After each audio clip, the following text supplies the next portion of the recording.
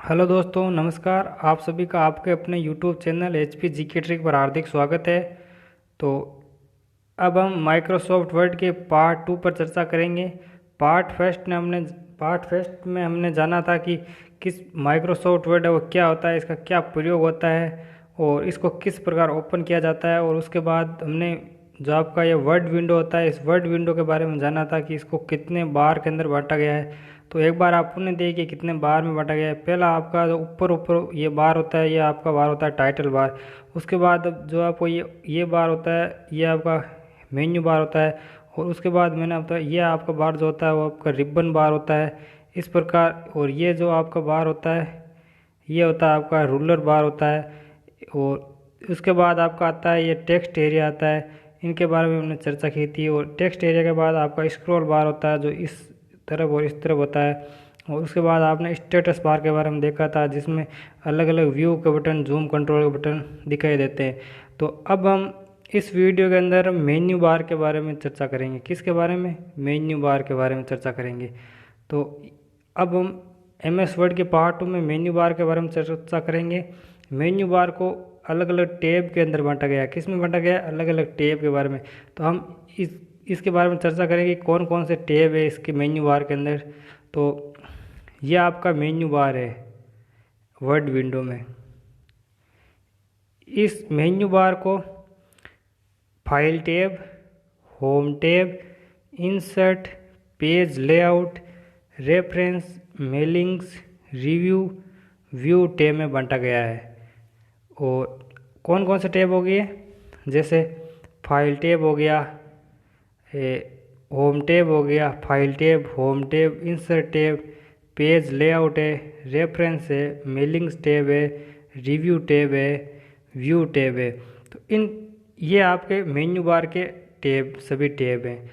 इन सभी टैब के बारे में हम एक एक टैब के बारे में डिटेल से चर्चा करेंगे।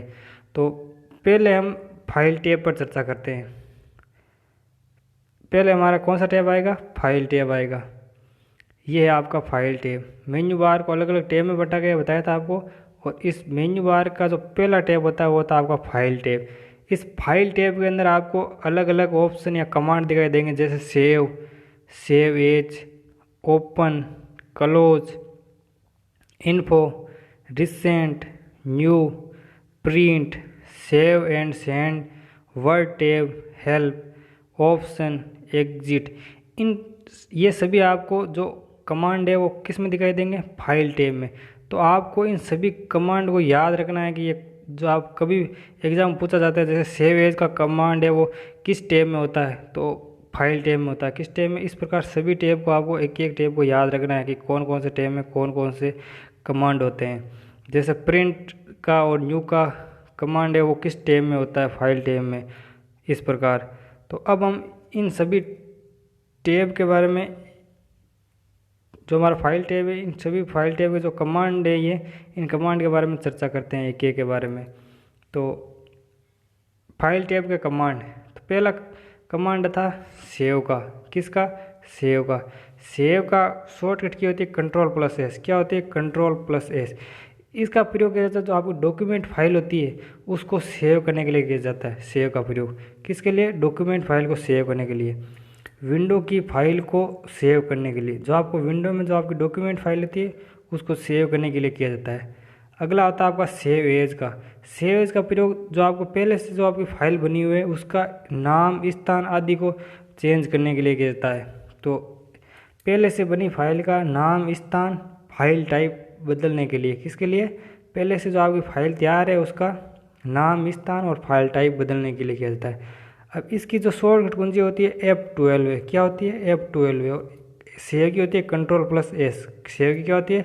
Ctrl+S। तो इस प्रकार फाइल टैब के दो कमांड हो गए।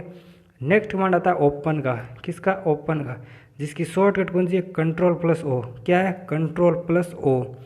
इसका प्रयोग किया जाता है डॉक्यूमेंट फाइल को ओपन करने के लिए। किसके लिए? डॉक्यूमेंट फाइल को ओपन के लिए।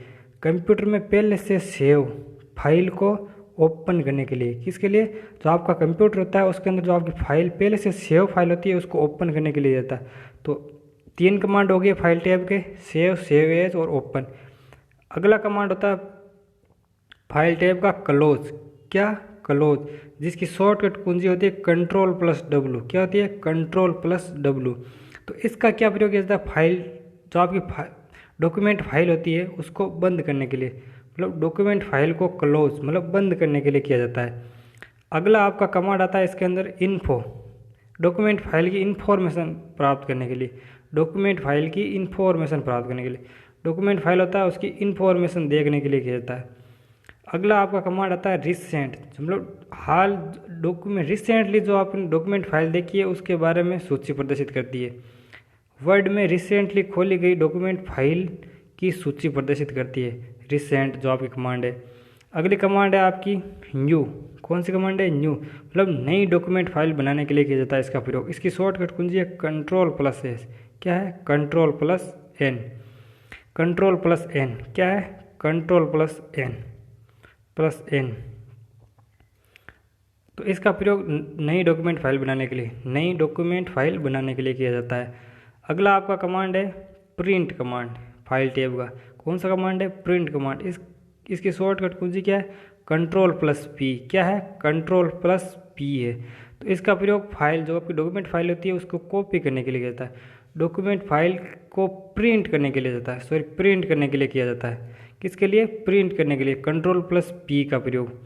अगला save and send, save and send मतलब डॉक्यूमेंट फाइल होती है उसको पहले आपको सेव करके और फिर आप मेल द्वारा भेजने के लिए, मतलब सेव एंड सेंड के द्वारा सेंड का प्रयोग किया जाता है। इस कमांड का प्रयोग डॉक्यूमेंट फाइल को पहले सेव करके उसके बाद ईमेल द्वारा भेजने के लिए इसका प्रयोग किया जाता है।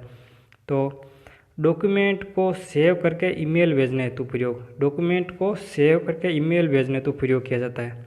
अगला कमांड होता है आपका हेल्प, जिसकी शॉर्टकट कौन सी है? F1।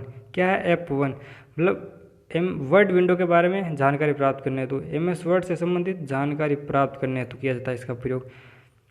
अगला आपका कमांड होता है ऑप्शन।